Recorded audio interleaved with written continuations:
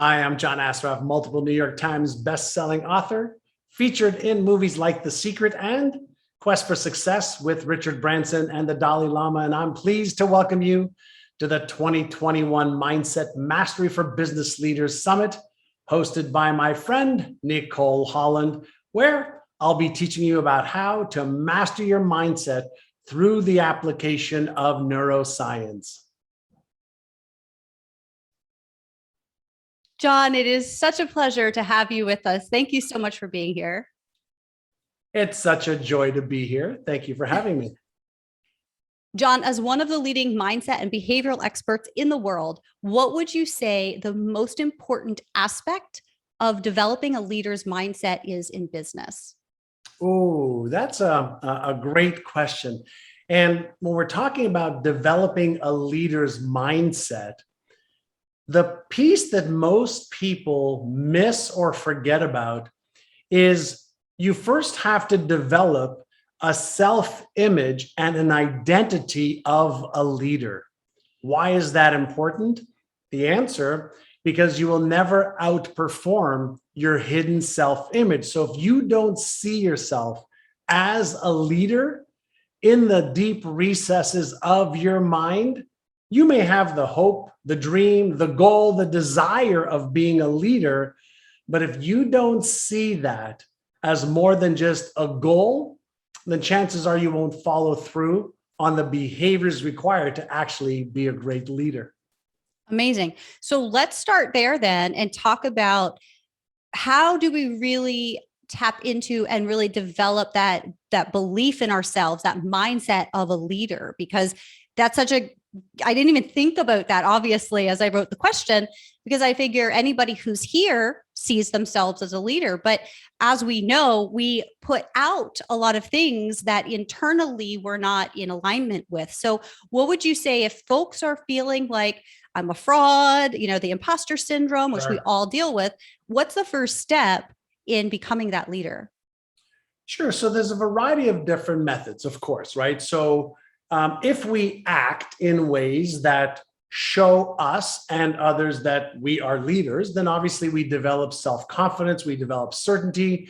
And what that really means is we're developing the neural pathways around that self-confidence and certainty, which is directly tied to our self-image, self-worth, self-esteem, and self-confidence. But there's another way to do it as well. So behavior is a great way to create or reinforce this leadership mindset.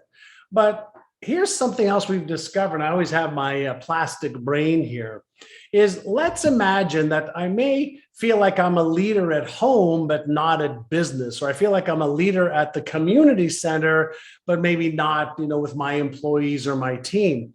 Well, here's what we know to be true. If we could, for example, write out a new leader story. What do I mean by that? Let's say I just took a pen and a piece of paper, like a Hollywood writer would write out a script, and I wrote out the characteristics of a great leader. But I wrote it out in this way.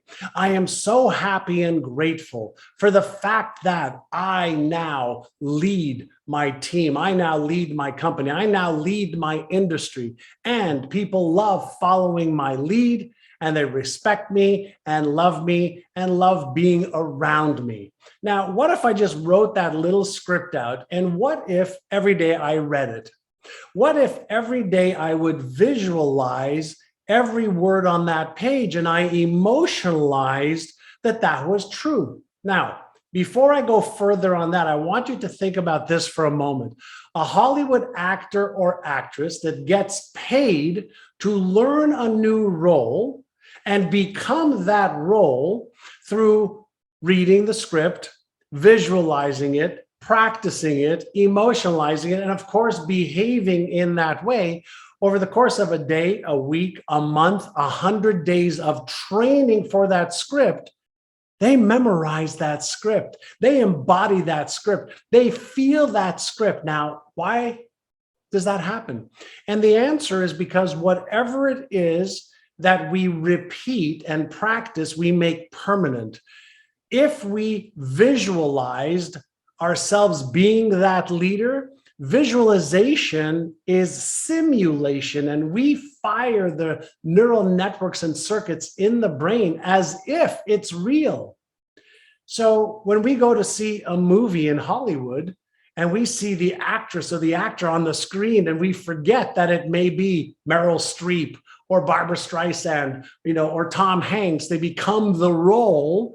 We forget that they are acting initially until they and the role become one. So one of the things I work with a lot of entrepreneurs is not only come up with what are the character traits of the leader you want to become, what are the behaviors, what are the things that you need to do every day, every week, every month.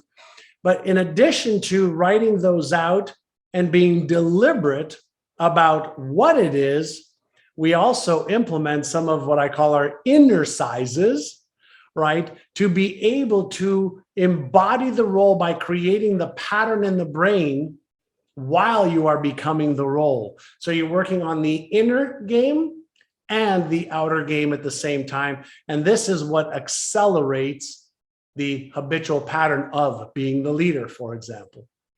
Amazing. So let's go a little bit more into how that works from layman's terms, but in a scientific way. Sure. As you're helping folks develop those pathways. Can you go a little bit more into both the results that they get from developing intentional pathway or developing intentionally? I'm not sure what the right words are to ask. And also, just wherever you want to riff on that. So when we were born, if we just go back 15, 20 years, scientists used to believe that, we were born, we had a brain, and we couldn't see deep in the human brain 20 years ago. We didn't have the technology to see what the brain was made up of. We knew that it was made up of water and fat and protein and such, but we didn't really understand what the brain was made up of. And since we've gotten, pretty good with technology, whether it's fMRIs, functional magnetic resonance imaging, or SPECT scans, single proton emission topography, we're able to now see that our brain at the deepest level is made up of brain cells, or what I call like marbles, 100 billion marbles. And those little brain cells make connections. And it's no different than, the branch of a tree, and then it creates a connection to another branch of the tree, creates a connection to another branch of the tree, or the root system underneath the tree. So our brain is making neural connections. Well, 20 years ago, we didn't believe that our brain was making any neural connections. We believed that we were hardwired. We came born a certain way. Well, what we now know is that there's something called the science of neuroplasticity. And neuroplasticity has shown us that when we are born, we aren't born with any beliefs. We're not born with a self-image. We're not born with any fears. We're not born with knowledge or skills. We're born with some autonomic functionality, to regulate our heartbeat, to regulate metabolism, to regulate blood sugar, to regulate salt, to regulate certain things, digestion, etc. But we develop beliefs, we develop fears, we develop meanings to things. And what that really means is we just develop patterns that connect and then patterns that are reinforced. And once those patterns are reinforced, then they become soft wired in our brain. And unless we either A, deactivate those patterns, or B, create new, more empowering patterns, then we are what? Victims of our patterns. So neuroplasticity says not only can you make new connections that are more constructive, more powerful, more positive, and more empowering, but you can deactivate these neural patterns or networks deliberately, because now we're learning that this brain is an organism that has circuits and networks that we are more in control of than we ever thought possible. But here's the problem. Nobody gave us the user's manual. So we have this $100 billion brain that we own, no mortgage to it, but we're not very good operators because we've just been learning how to activate or deactivate, let's say, the fear center, the calm center, different parts of our brain. And so the new science is exciting. The new science gives us more control. The new science says that no matter what traumas you've had in the past, no matter what disempowering beliefs you've had in the past, no matter if you're afraid of being embarrassed, ashamed, ridiculed, judged, rejected, you can learn how to deactivate the patterns that don't serve you anymore. So good. So I want to just mention here that right after our summit, there's the Brainathon, which is something that you put on annually. And so I want to encourage everybody to attend because you're going to learn so much more depth. I think John and I are going to scratch the surface here. And in the time we have, we're going to get everything to you as much as we can. But that is definitely something for a next step. So what I would love is, I'm not sure if we have enough time for this, but what I'm thinking is it would be fun for us to go through one of your Innercises first, something that helps to stop or overcome that fear, that trauma response. And then also if you can give us an Innercise for how to create a new pattern to replace that is that more empowering, that is something that is going to help us move forward. That'd be fantastic. Sure. So let's step back for just a moment and let's maybe get a very, very quick lesson on the brain. All right. We all own one of these. It's worth over $100 billion. We haven't even been able to replicate it with $100 billion. And we know that there are three main networks in the brain.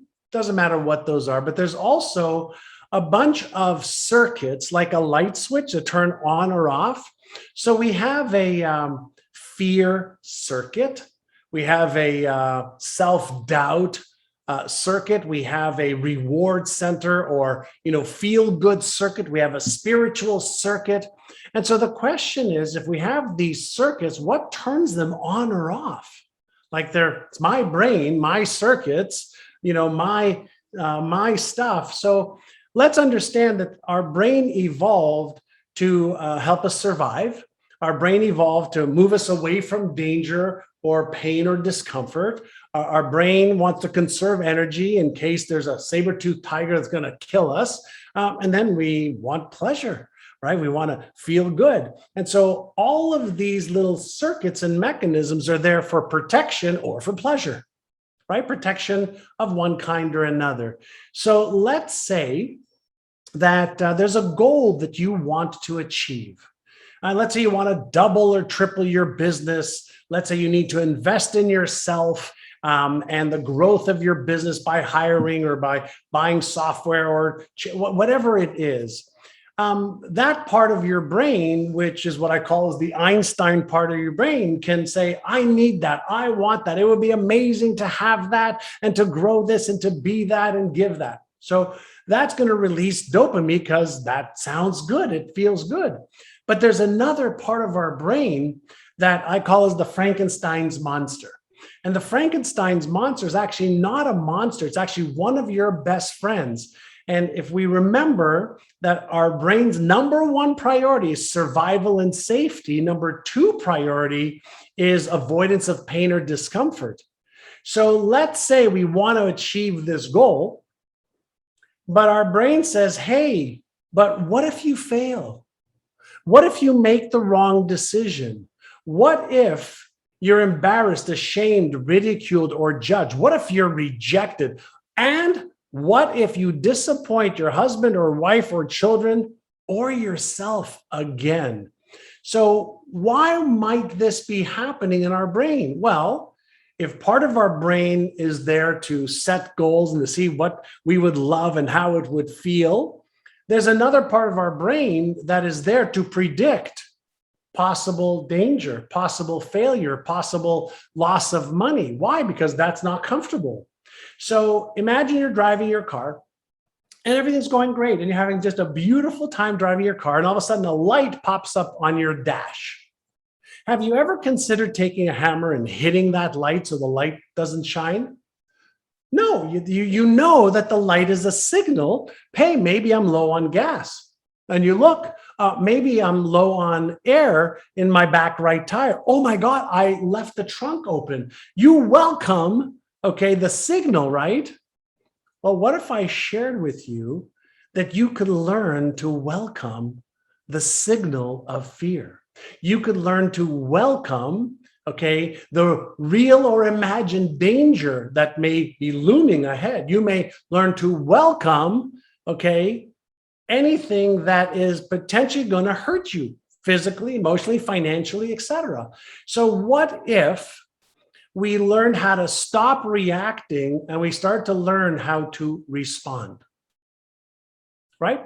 So when we are in a reactive state, we're reacting based on the meaning that our brain is giving things. We're reacting based on our memory saying, hey, hey, hey, there may be danger here. There may be a chance you might be embarrassed or ashamed or really, there may be a chance you're going to lose money because you did last time.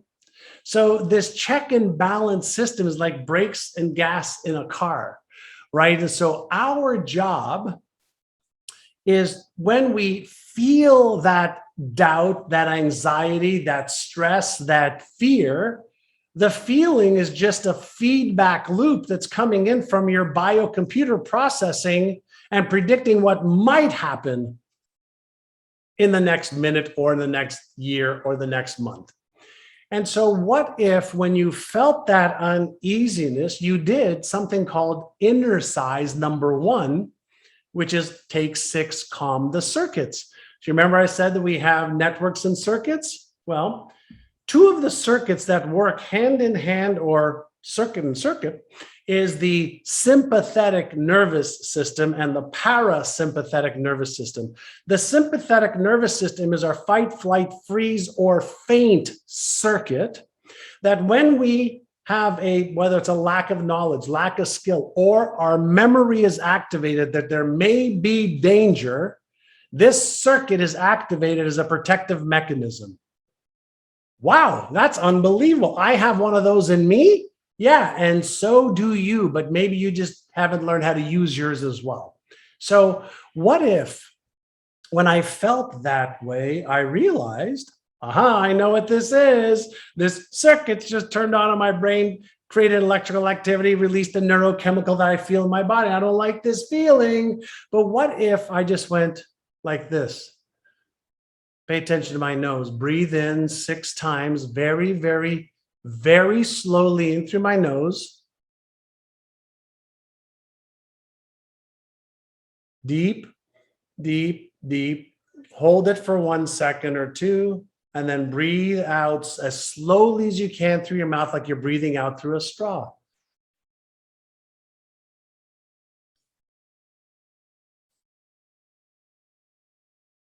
One more time, breathe in as slowly as you can in through your nose.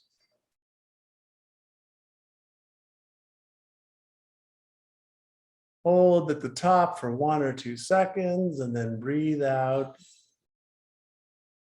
Slowly, slowly, slowly, slowly, slowly through our mouth. Now, here's what we know. When we look at a human brain in an fMRI brain scan machine, we can actually see blood flowing away from the stress center in the brain, all right, and the fear center in the brain. We can actually see it flowing away from that part of the brain, and we can see that that circuit turns basically off, and the parasympathetic, the calm to respond circuit actually goes back on. So that's kind of like, I'm going to take my foot off the gas, right? I'm going to put on the brake. I'm going to take my foot off the brake and put on the gas a little bit. Now, what if in a calm state, I can say, is there real danger here?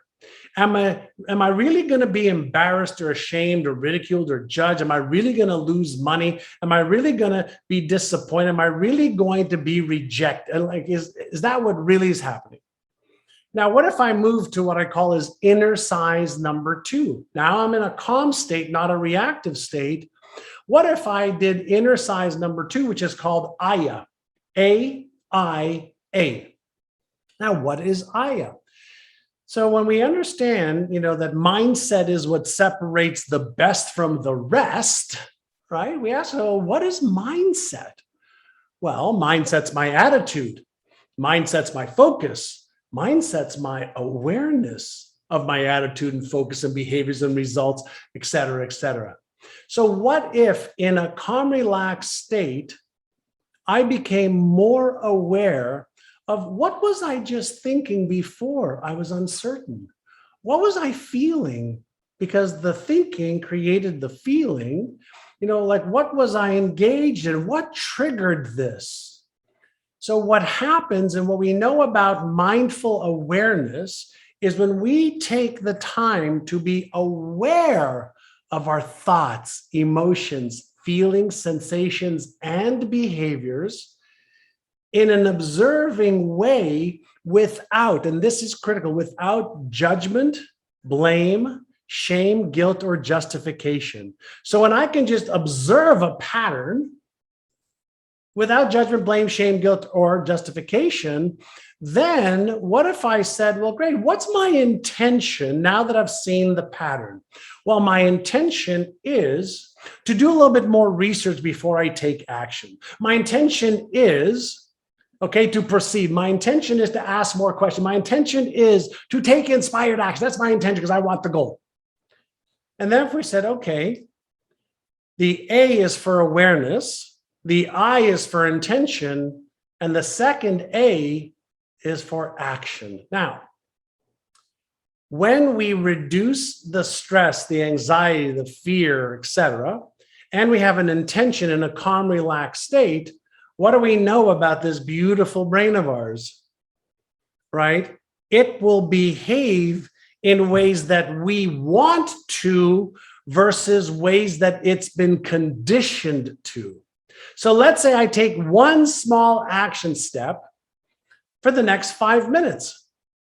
Now, what have I just done with my beautiful brain? Now I'm controlling it versus it controlling me. And people say, well, what do you mean you're controlling it versus it controlling you? Well, it's an organism. You and I are not our brains. I can give my brain an instruction right now to move my hand here or to do that or to go, right? I can make my brain send the electrical and chemical reaction to do what I want it to do. Now, here is what is one of the biggest issues. We've never been taught that we have a brain that we can learn how to regulate. We can regulate our mindset and our self-talk. We can regulate our emotions. We can regulate our behaviors. And maybe, 2021, 2022, 23, 24, 25, the years are the years that we discover that we can deliberately and consciously evolve ourselves. So we no longer have to be the victims of our old conditioning. And we no longer have to be the victims of our beliefs or habits or our perspectives. We can deliberately alter our mindset. And as we upgrade our skill set and our action set, we can now achieve more of the goals and dreams we want in every area of our life, not just in business. This is so good. I'm like, oh my goodness. I love this. Thank you for sharing those. And these are Innercises that are in your book, Innercise. That's correct. And when you think about, we exercise, right, to strengthen our muscles. We exercise to strengthen our ligaments and our organs. Well, why not Innercise to strengthen your core neuromuscles of awareness, your core neuromuscle of focus, your core neuromuscles called beliefs, your core neuromuscles called habits, your core neuromuscles, right, called self-image, self-worth, and self-esteem. If these patterns that we acquired from our parents, our teachers, our environment, and the meaning we gave things, and of course our experiences, are nothing more than reinforced patterns that have been strengthened why not deliberately create the ones we want to strengthen? And we can with Innercise.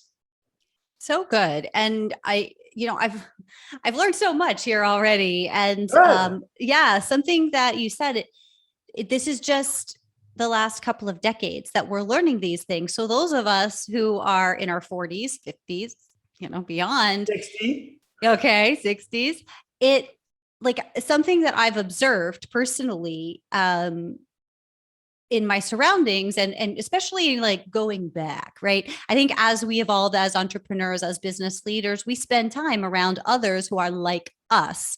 And so we're able to communicate at this different level than we were communicating previously, I think, for a lot of us, at least, in our childhood or in our, foundational environments. And I know that you have completely changed since, 19, 18, something in Montreal when things were, when you were getting into trouble and into a little bit of trouble. Yep. And also, we all have, right? And well, I shouldn't say that because sometimes I go back and it's like some of the people that I grew up with they're the same people. They haven't evolved. They haven't changed anything. They're living those same patterns of thought and of behavior. Most people. Yeah. Thank you. And so what you're saying here is just like, oh my gosh. So I'm just having this realization that people in my life who I care about and who I've known for decades, it's not that they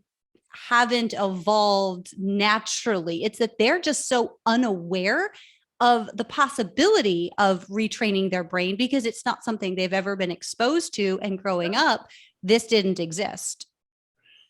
Yeah. The truth is that when most people, leave school, that's usually when they stop learning and growing at the rate that they can.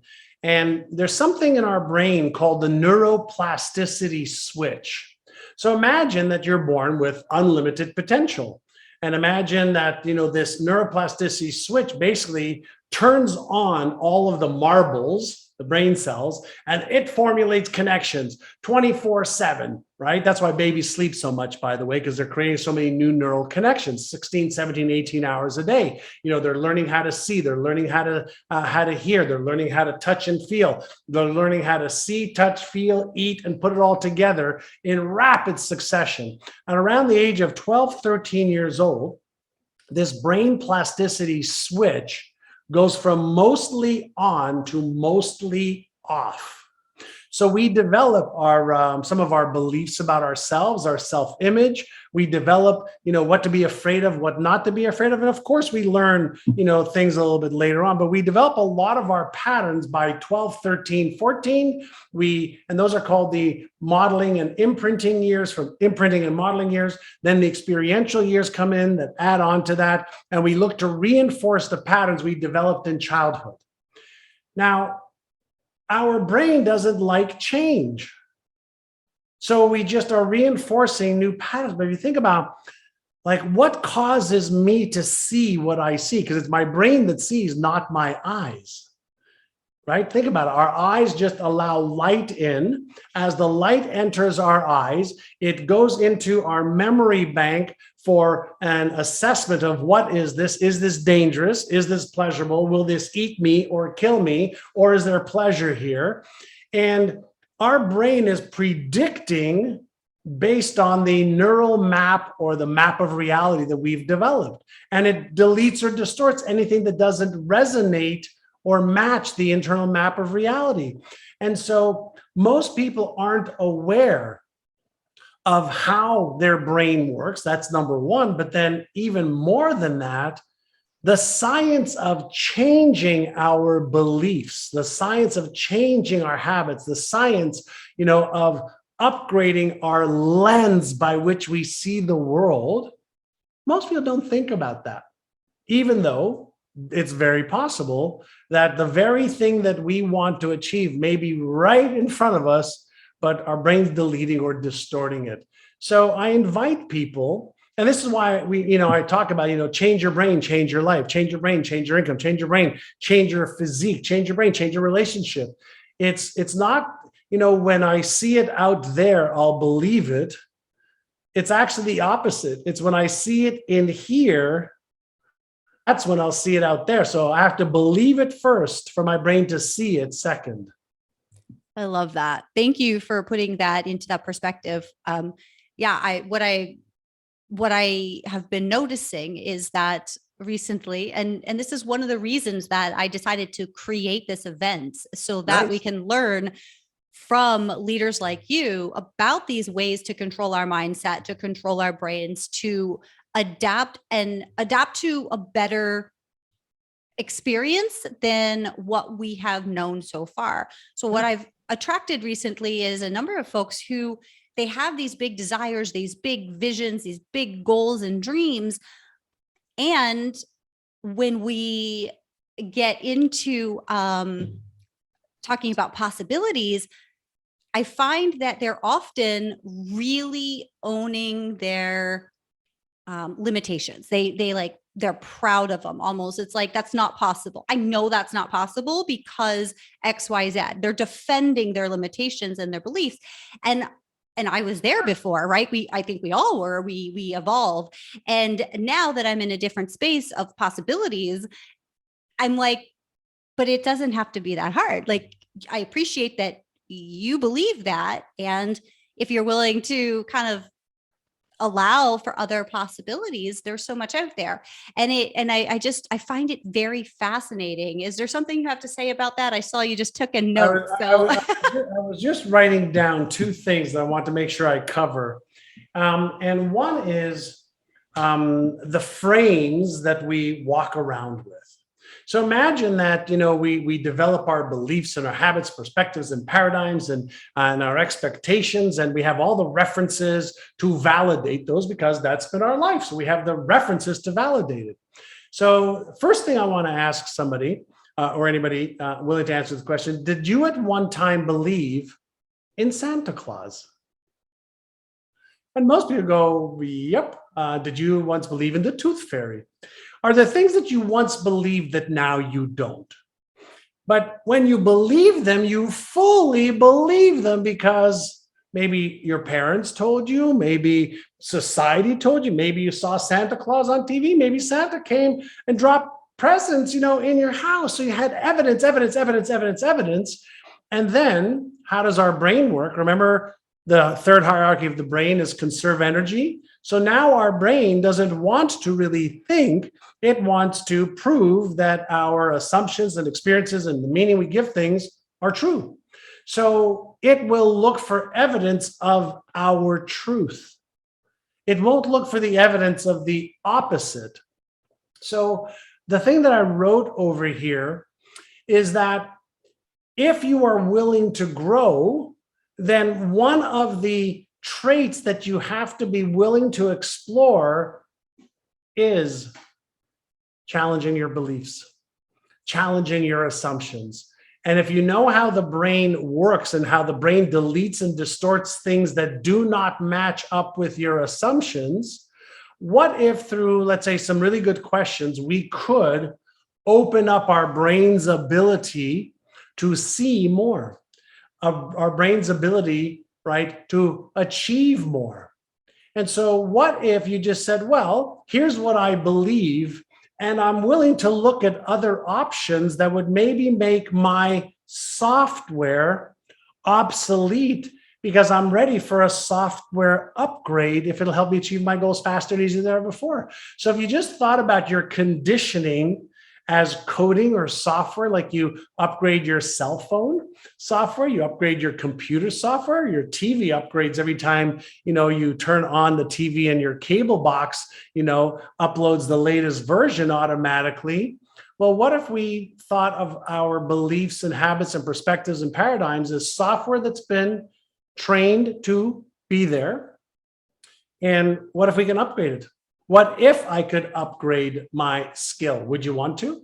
What if I could let go of things that don't serve me and create, patterns that do serve me? Would you want to? Well, if you want to, then would you be willing to be open-minded enough just to explore? And why not put on your explorer hat and your curiosity hat You can always prove yourself right, but what if you could prove that there's just a little bit better way? Are you open enough to do that?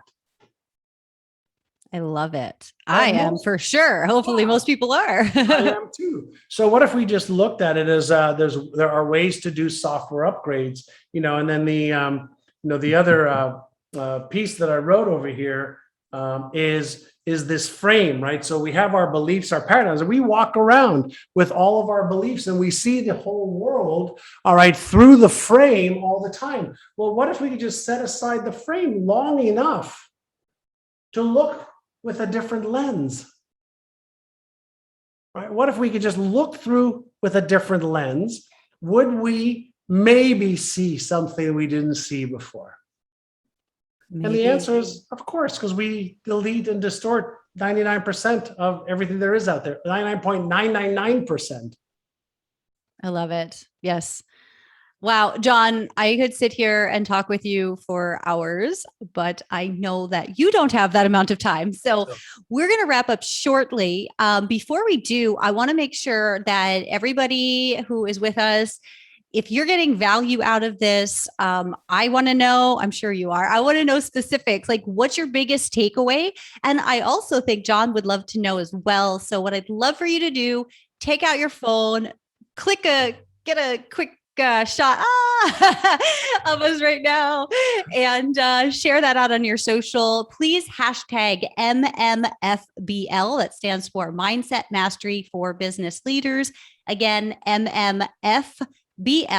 And be sure to tag John Assaraf. That's JOHN ASSARAF. And woo. And that way, John and I will both get to see what your biggest takeaways are from the session so far. And John, there's so many things I want to ask. If you have another quick Innercise that can help us just with that, I think it's easier said than done sometimes. I think sometimes we think, oh, yes, I want to be open-minded. I'm more open-minded. I'm going to be more open-minded. It's just as simple as choosing it and doing it. But we are so conditioned, as you've talked about this whole time, with our beliefs, with our habits. And it's hard to always remember, hey, this is what I want and this is what I'm deciding to focus on. Do you have any tips or Innercises for folks who are ready to actively become more open-minded and open to possibilities? What can they do on a day-to-day basis from today for the next 7, 10, 30 days that's going to help them remember this is the new version of what they want to create? Sure. So in the world of language patterns, we know that our brain responds to questions really well, doesn't it? Right? So when we ask really great questions, then our brain responds with really great answers. When we use language patterns like, I can't because, it's not possible because, I don't feel comfortable and this, whatever it is, our brain says, okay, it's an obedient servant. So what if every day, when we, let's say, woke up, let's assume that you have your vision and your goals that are written down. As many people know, we are way more likely to achieve goals that are written down than ones that we are, playing around with in our head. What if every day you looked at your vision, you looked at your goals, and you got emotionally attached to the outcome just temporarily? You feel the emotion. And what if you asked yourself a couple of questions every day, 3 questions? What would I need to believe about myself in order to make this vision and these goals a reality? What would I need to believe about myself? Write it down. Number 2, how would somebody who is already achieving these goals behave? How would somebody who's already achieving these types of goals at this level that I want to achieve, how is she or he behaving? So for example, are they taking inspired action? Are they procrastinating? Are they how are they behaving? Question number 3, what are 3 things I can do today to move towards my vision and my goals? What would I need to believe? How is somebody who's already achieving this success behaving? What 3 things do I need to do today to move towards that, to make progress? And if you just ask yourself those 3 questions every day, not only would you come up, with ways to do it, things to believe, things to do. If you took 3 steps a day, at the end of a year, it's 1,000 action items towards those goals and dreams. Here's what I can promise you. You will achieve success that most people only dream of. John, thank you so much. I appreciate your time, your wisdom, Thanks, Nicole. and you as a human. Absolutely. Thank you, Nicole. It's been an absolute joy.